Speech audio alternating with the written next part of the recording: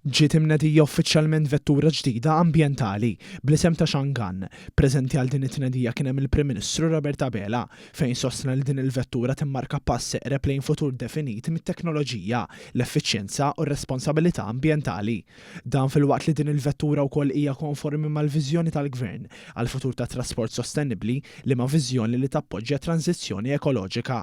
Il-Prim Ministru rrefera wkoll għall-inċentivi li l-Gvern joffri sabiex wieħed jixtri vetturi elettriċi ġodda u għasaq li dawn il-miżuri qed jiżguraw li għażliet sostenibbli jibqgħu aċċessibbli kemm għall-familji kif ukoll għan-negozji.